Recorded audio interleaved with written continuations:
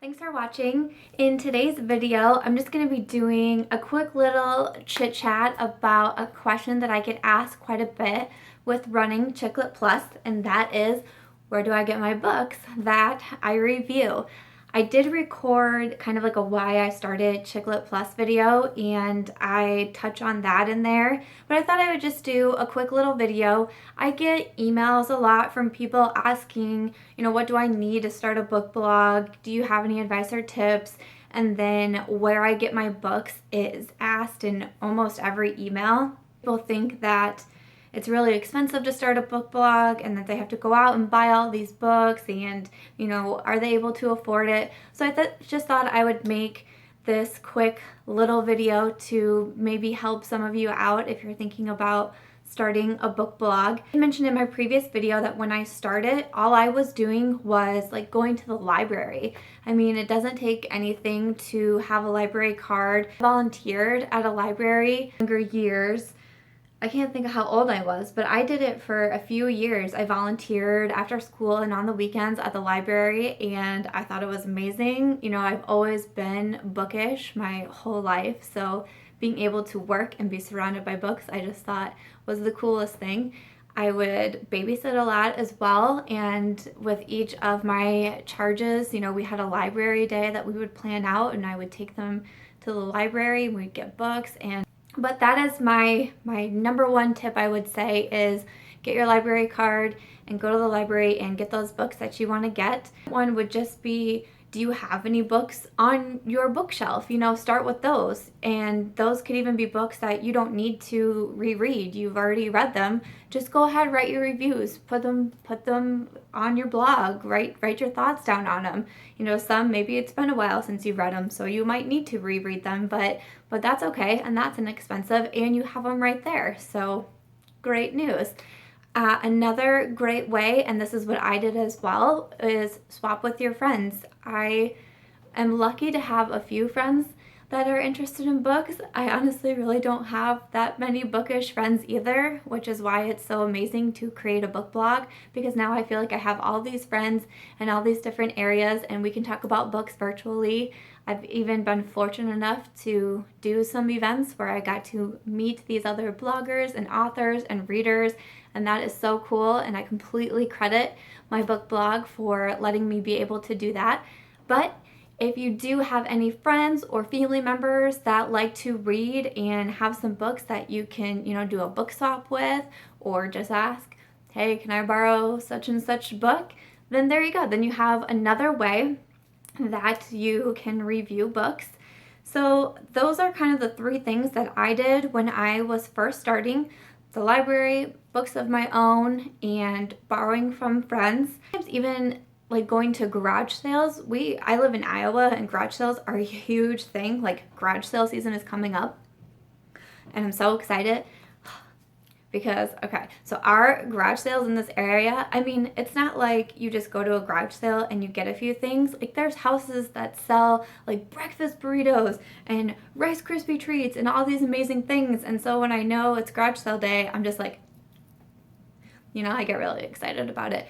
But garage sales are a great way to find books too. And yes, you have to buy them, but usually they're fairly inexpensive. We also have, where I live in town, we have what's called a half-price bookstore. And there are books there that are a lot cheaper than what they would be at maybe like a Barnes & Noble or buying online. It's also kind of cool. People can take in their books and they get paid to drop their books off, and you can either get paid, I think it's either you get paid if they, think your book is worth money, or else you can just donate it to the store, which I think is cool, because sometimes, like, I'm looking at my bookshelf right now and there's a lot of books on there. So maybe I should make a trip because I got a lot going on. It's overflowing. It's not cute at all. I promise I'm going to clean my office so I can give you guys an office tour, but I promise that's coming. Yes. So those are kind of the things that I did when I was first starting, and then I was very diligent in my book blogging. I got up several reviews a week, and after, I think it was like 3 months of doing these reviews the way that I was doing them, then I started to be approached by authors and publishers and agents, sort of thing, asking if I would review other, their works. And they would send me a free copy for me to review. So, and it's an exchange deal. They're not just going to send me a free copy and I leave it on my Kindle or I leave it on my shelf and I don't touch it again. When someone sends me a free copy, I try to do as much for them as I can. I try to mention them in my mailbox posts and give them a, hey, this is coming up. I always put on Chicklet Plus and on my social media pages what I'm reading. So every single book that I read gets featured. So I try to, feature everyone in that way too. And then I also do the review for them. So, I'll say this from my author point of view. It's not fun to just give out your work and have nothing to show for it. It's really sad when you send a free copy of your book out to someone and then you never hear from them again. You don't get a review. You don't get any sort of mention. It takes a long time to write a book, and if you're in the self-publishing area or the indie area, it's pricey too. It costs money to hire an editor and a proofreader and a cover designer, and then you have to pay for your marketing. If you say that you're going to review someone's work and you get a review copy, please really do review the work because it is so appreciated. Leave your reviews on Amazon. I know from my author point of view that is such a huge thing. So real quick, now that I've gone off on a tangent like I always do. And they would ask me, I'll give you a review copy, you review the book, and that's how I started doing it. And honestly, Chicklet Plus has been running for 5 years, and that's pretty much the only way that we do reviews right now, is because we're requested from authors, publishers. Sometimes I do have a review team, so sometimes they'll buy a book or know someone who wrote a book and they'll ask me if it's okay to review that on Chicklet Plus, which I think is amazing, of course. But I would say probably 90% of the reviews that are posted on Chicklet Plus come from the authors themselves. A lot of those are also for blog tour companies. I run CLP Blog Tours, a blog tour company. Someone did ask me if I could do a video on blog tours and what that means. And yes, I will. I have that written down, and I will most definitely do a video about blog tours. I think that's so cool that someone asked for that. So thank you. Yes, I will. The books don't just come from CLP Blog Tours. I work with a lot of other blog tour companies as well. And maybe when I do that video, I can post links to all these other tour companies that I know really well. If any authors are out there watching and trying to figure out how to get some more marketing going for them, that'll be a really good video for you guys to watch. So CLP Blog Tours, several other tour companies, the owners of the companies email email book bloggers and ask, will you review the book or will you promo it on your website or that sort of thing. So we get books from there too, but that's where the majority of our books come. And like I said, it took me a few months to get there.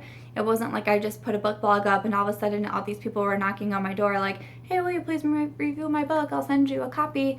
It took me a few months, and I think it was because I worked really hard on, I tried to put a lot of thought into my reviews. It wasn't just 3 sentences like, yes, I liked this book, go buy it. I try to talk a little bit more in depth with my reviews, but also just because I post it frequently. You wouldn't see me post a review and then not for another 3 weeks am I posting a review again. I post several times a day, several times a week, so I think people notice that. Another big tip I would give if you are thinking about getting into the book blogging is don't ignore social media, because again, that's a big way that people find me is through my Facebook page and through my Twitter.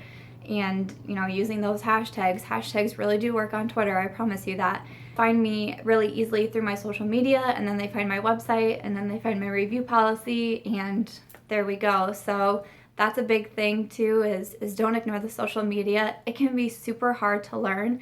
I got a Facebook page for Chicklet Plus right away, but I didn't get Twitter for probably a year because I thought, what is Twitter? No one knows what Twitter is. Twitter's gonna die in months. I'm not going to go through putting a Twitter account.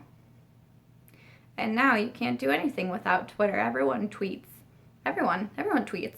So even my mom's on Twitter. Like, gotta get Twitter.